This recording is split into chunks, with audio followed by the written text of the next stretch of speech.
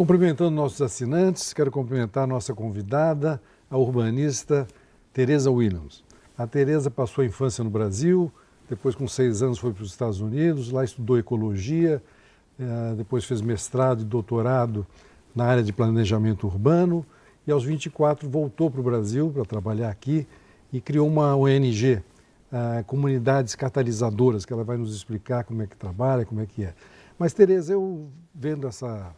Primeiro, muito obrigado pela sua presença, mas assistindo essa tragédia, essa catástrofe no Rio Grande do Sul, né? Que exemplo maior, que lição maior nós podemos tirar dessa catástrofe?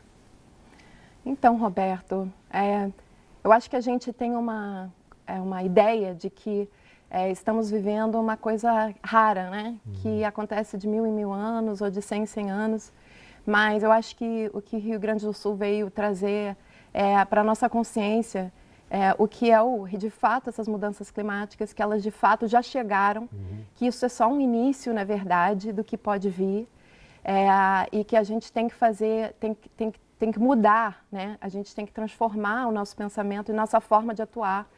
E eu acho que em dois sentidos, né? A gente tem que agir em 2 sentidos. E um deles realmente ainda somar, né, junto, tudo que a gente pode fazer, se juntar, né, em todos os níveis, do indivíduo ao governo, internacional, né, local, enfim. Fazer tudo o que cada um pode para prevenir o pior, né, para diminuir o impacto. O pior é que essa consciência não existe, né, Tereza? Não existe. Os jovens talvez mais, né? Não, a gente joga para o outro, né? Porque a gente achava que não era uma realidade, apesar da ciência estar dizendo isso desde a década de 80 ou até antes, que existia um risco, né? Hoje a gente sabe que não é um risco, é real. E na verdade vai ampliar. E se a gente não fizer algo, a gente vai ter mais frequência. O que aconteceu no Rio Grande do Sul agora vai acontecer não só lá, vai acontecer em todos os lugares. Na verdade, a gente pode entender que vai acontecer em todos os lugares do planeta, em algum momento, alguma catástrofe. A gente vai ter que reconstruir. E esse é o segundo ponto. A gente tem que repensar as nossas cidades, os nossos lugares de moradia. E isso envolve uma grande mudança de paradigma. Em relação às cidades, né, a gente tem que entender que todo lugar vai ter que ser reconstruído. A gente pode reconstruir da forma que foi, e aí arriscar mais 50 bilhões cada vez que vier uma tragédia, ou a gente pode reconstruir de uma forma melhor, né? Agora, no caso do Rio Grande do Sul, né, nos Estados Unidos nós tivemos aquele exemplo do Katrina, que foi numa cidade, New Orleans. O Rio Grande do Sul pegou mais de 400 cidades, né? Muitas cidades talvez tenham que ser mudadas de lugar ou bairros. Isso é tão traumático quase quanto a própria enchente, né?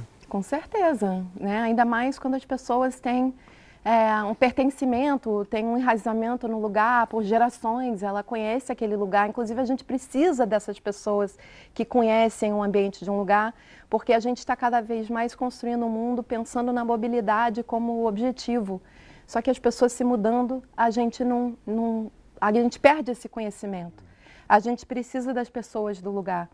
Inclusive, tem algumas etnias na região do Pacífico que conseguiram sobreviver a tsunamis, onde outros grupos, né, daquelas ilhas não, porque eles, na verdade, tinham uma herança ancestral de conhecimento que foi repassada nas histórias de infância, e quando começou a mexer, mudar o vento e certas questões do ambiente, eles subiram.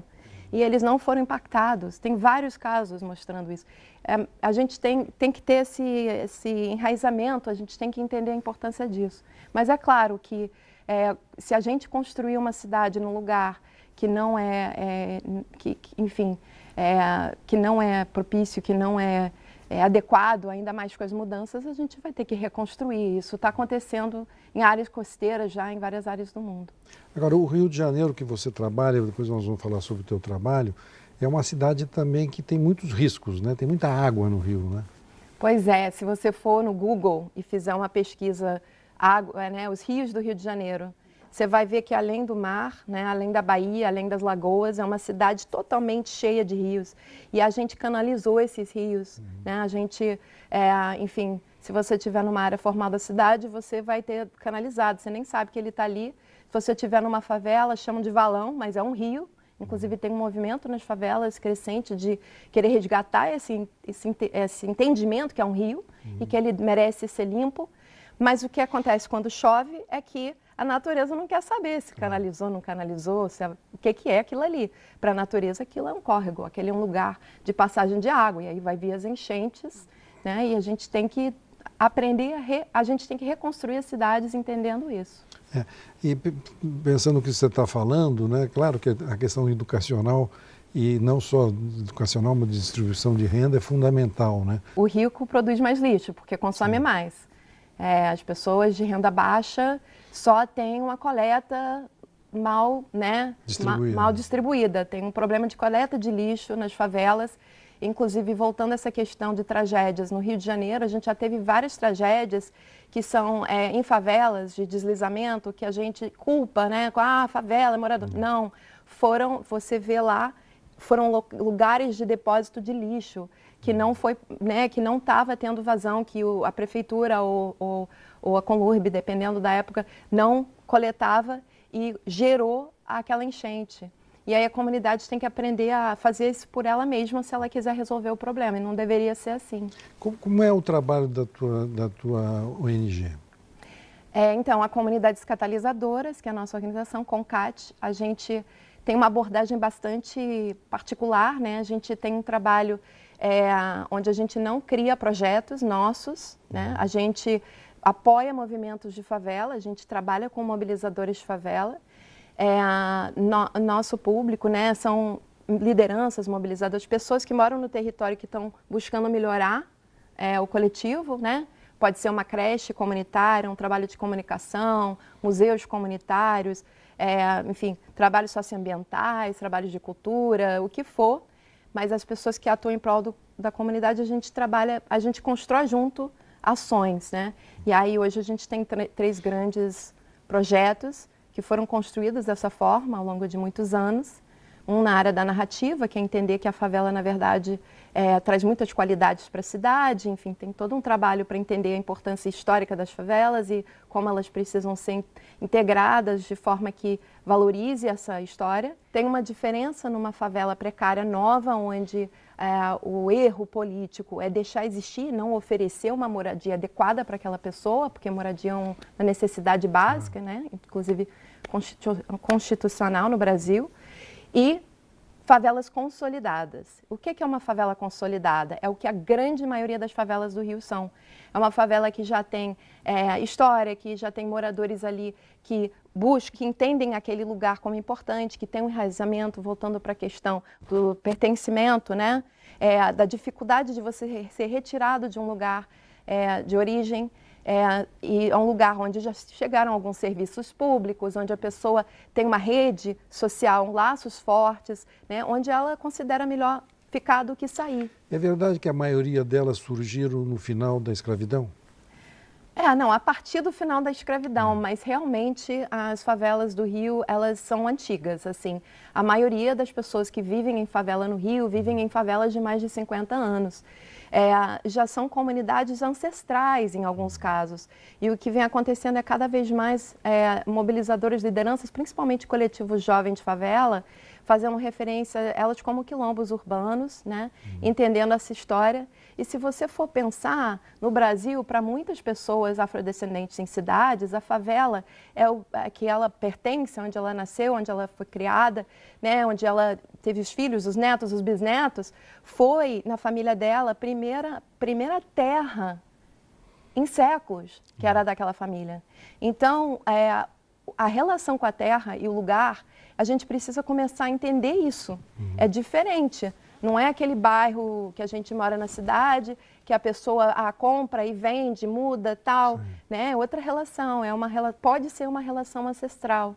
E é por isso, novamente, que é importante dialogar com as pessoas que moram para entender o que elas, né, o que elas entendem, o que elas querem no processo de planejamento que precisa acontecer para que as favelas sejam integradas de uma forma sustentável, né? A favela é uma solução para a moradia, que veio numa época que não tinha, inclusive até hoje não temos uma política adequada para isso. Então é uma solução que aconteceu, só que a gente, né, tem uma comunidade estruturalmente desigual e e foi gerada uma outra narrativa sobre as favelas.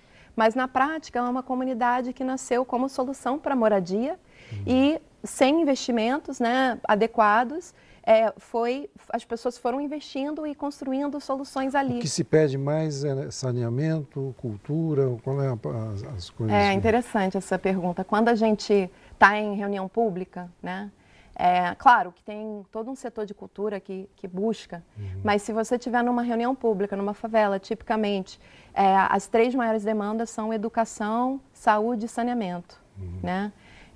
Que inclusive são as infraestruturas. Agora, a gente está vendo isso há mais de 20 anos no nosso trabalho, mas na pandemia a gente viu que são as 3 coisas que teriam evitado os piores danos da pandemia.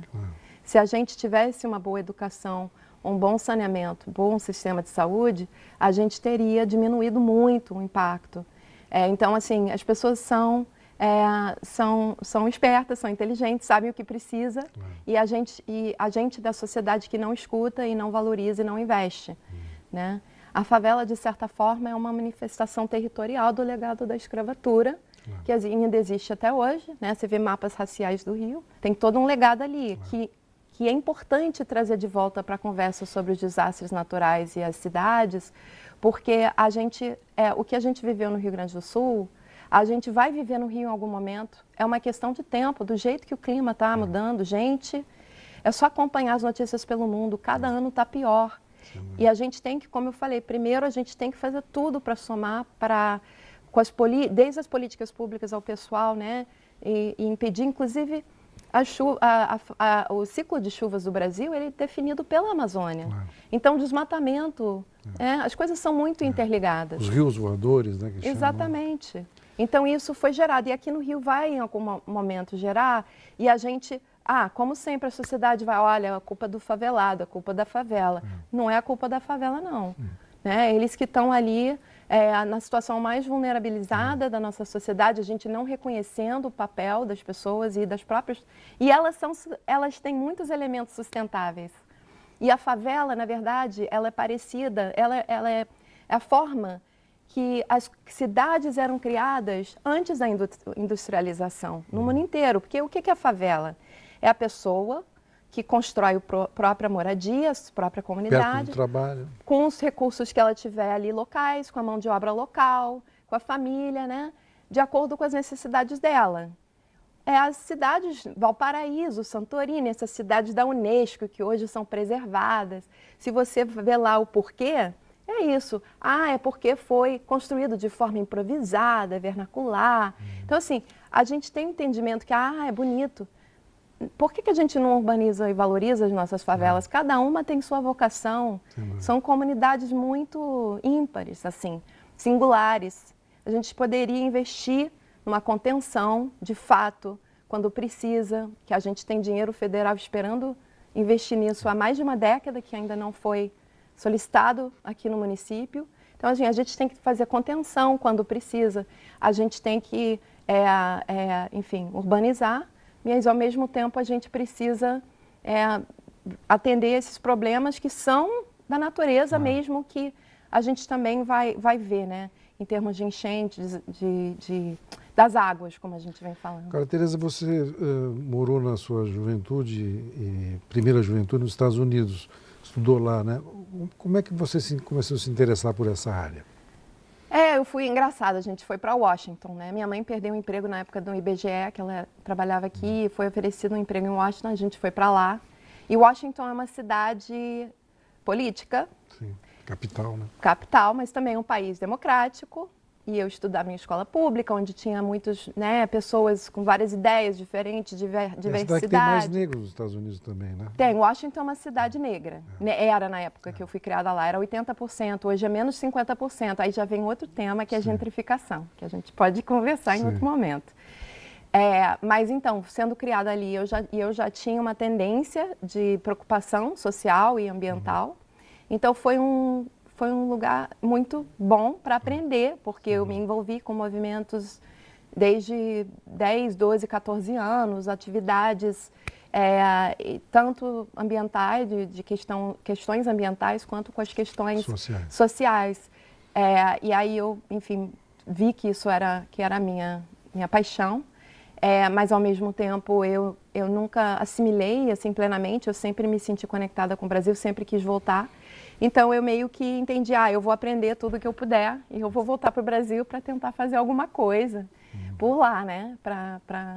Eu fui criada por uma mãe também que tinha um entendimento de injustiça e de desigualdade. Ela veio de uma família mais humilde, ela conseguiu pela educação pública no Brasil na época, né, as vitórias lá dela, e aí, consequentemente, ela me ensinou muito sobre a desigualdade no Brasil. Agora, voltando para a questão de planejamento urbano, né? O que se pode fazer nessas grandes cidades, ou mesmo cidades pequenas? Ok, então, número 1, a gente já falou um pouco, que é centralizar os mais vulneráveis nos processos de decisão. Porque se a gente construir a cidade para os mais vulneráveis, a gente está construindo a cidade para todo mundo. Tem uma organização em Toronto, fundada por um colombiano, chama 880, Cidades 880. E a ideia é que se a gente pensar, não, a cidade para quem tem 8 anos e 80 anos, ela vai ser uma cidade para todos. Então, acho que esse é um primeiro conceito, né? A gente trabalhar nesse sentido. Acho que o segundo volta à questão da água. Estão se falando agora nos jornais por conta dos desastres, né, das cidades de esponja, que é um conceito de você investir em áreas verdes e processos, né, onde a terra, a gente vai conseguir dar vazão para as águas que vão vir. E a gente tem um exemplo nosso de Curitiba, que há décadas atrás criou os parques... Teve um grande prefeito, né? Criou os parques alagáveis, que funcionam até hoje. E eles, há 20 anos mais ou menos, também criaram os parques lineares ao longo dos rios. Então, assim, são ideias que já existem, né, que funcionam, e tem muitas formas de fazer esse tipo de trabalho. Aqui no Rio, como falamos, a cidade é um rio, né? Rio de Janeiro. E a gente também tem a ideia da cidade em 15 minutos, que é um conceito que vem expandindo em várias cidades, Paris agora, é moda, né? Virou moda em vários países, no Brasil... Significa o quê? Não sei ainda. É bem simples, a ideia é que a gente deve construir a cidade onde cada pessoa mora a 15 minutos a pé ou de bicicleta, de cumprir suas necessidades básicas, de um centro comercial, uma área com né, posto de saúde, escola... Paris, por exemplo, está acabando com os carros na cidade. Isso tem a ver com isso. É para fazer uma cidade de caminhadas, onde você consegue fazer muita coisa a pé, né? E aí você depende menos do transporte, né? Menos do combustível fóssil, e a qualidade de vida das pessoas melhora, a qualidade do ar melhora. E tem também, assim, eu acho que em geral a gente precisa pensar a cidade mais como habitat humano. A gente mencionou, eu estudei ecologia e planejamento urbano. A relação disso é que o ambiente urbano, ele é o nosso ambiente como ser humano, né? Onde você vive. A gente vive, a gente tem que construir a cidade para a gente ter saúde. Então, assim, claro, a gente tem que fazer essa reconstrução e talvez a gente tenha que fazer isso cada vez mais em vários lugares do mundo. O ideal é prevenir, já agora melhorar as nossas cidades, né? Mas nesse processo de reconstrução ou de melhoria, a gente vai melhorar a qualidade de vida de todo mundo agora. Não é assim uma cidade pior, não. É uma cidade melhor, né? Essa proposta. Tereza, 1 minuto, nosso intervalo, já voltamos. O que te surpreende mais quando você trabalha nessas áreas mais carentes? Olha, eu não penso na carência, na verdade. E a gente, na CONCAT, a gente trabalha com um conceito chamado desenvolvimento comunitário com base em ativos, que é uma abordagem que foi criada por mobilizadores comunitários em Chicago, na década de 90, que agora é aplicada em várias áreas do mundo, que é entender o seguinte: quando a gente pensa normalmente no desenvolvimento da cidade, ou de uma comunidade, ou até de uma pessoa, principalmente quando a gente pensa em uma pessoa mais vulnerável ou vulnerabilizada, a gente pensa pela carência, pelo que falta, né? Só que todo mundo e tudo e todos os lugares têm as duas coisas, né? A gente tem potência e carência. Então, quando a gente começa a partir, por exemplo, nos nossos processos junto de comunidade, a gente tem a gente faz uma oficina onde a gente levanta com os moradores, ok, quais são os pontos positivos e negativos, quais são as qualidades e os desafios aqui. E sempre tem muitas qualidades, seja a favela que for. Você sai dali com uma lista. E ela é um consenso, porque você faz isso em vários grupos, e aí a lista vai aparecendo um consenso ali, né? E varia.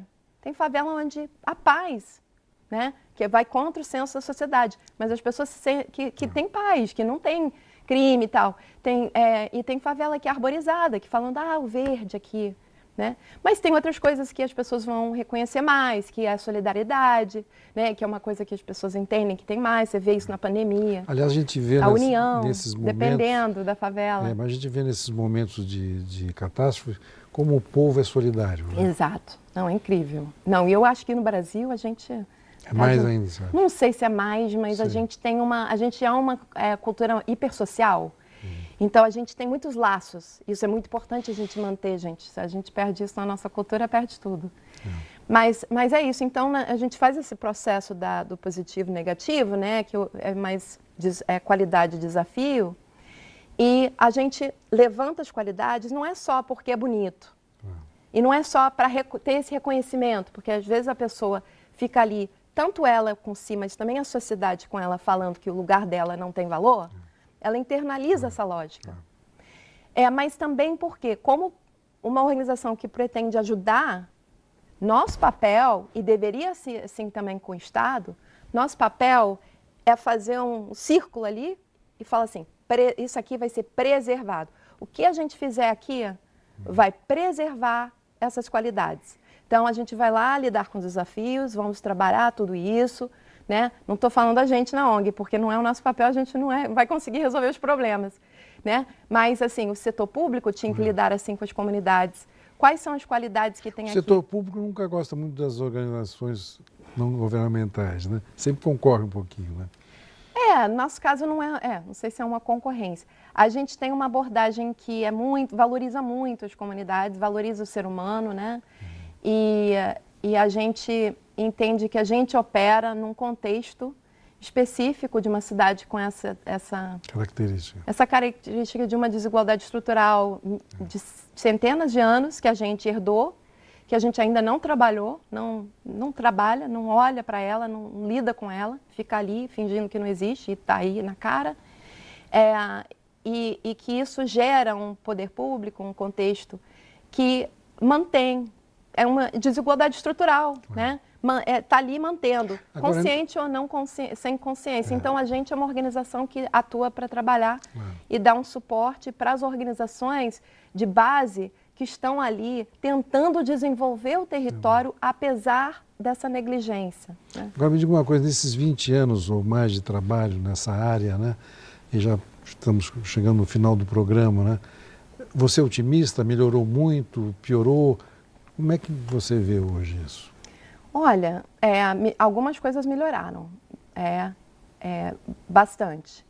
Eu acho que a consciência aumentou, em geral, eu acho que tem um sentimento dos jovens, uma reivindicação, um entendimento de direitos. A gente tem menos pobreza extrema, né? Apesar que o custo de vida está aumentando muito nas favelas, né? As concessionárias também estão aumentando os custos. Com a formalização de alguns serviços que precisa, é urgente. Energia. É urgente lidar com isso, sim. A questão da energia, por exemplo, as pessoas pagam, as contas estão chegando muito altas, as pessoas não conhecem a tarifa social e aí elas têm que abrir mão de pagar comida para ter energia. Por quê? Porque sem energia não tem a bomba, não tem água, tem coisas básicas, climatização. 30 anos atrás, a energia era geladeira e luz. E tinha os gatos, né? Hoje, não, e aí as pessoas foram criando gato. Na época, o gato começou quando a energia não chegava na favela oficialmente. A pessoa tinha que fazer o gato. Não, era uma necessidade você suprir uma demanda básica. Mas hoje o gato aparece até onde tem a formalização e a gente fez uma pesquisa que a gente conseguiu mostrar isso na Rede Favela Sustentável, que eu não cheguei a explicar, que é uma rede de 500 mobilizadores de favela, fazendo painel solar, teto verde, agrofloresta, museu comunitário, a gente tem um trabalho de memória climática lindo, enfim, são ações e as pessoas estão ali construindo né, essas possibilidades que o poder público poderia chegar lá e abraçar. Tereza, uma conversa longa que a gente podia ficar horas Podia aqui. ser. Eu agradeço a sua presença, a sua força, a sua vontade e parabéns pelo trabalho de vocês. Bola para frente. Obrigada.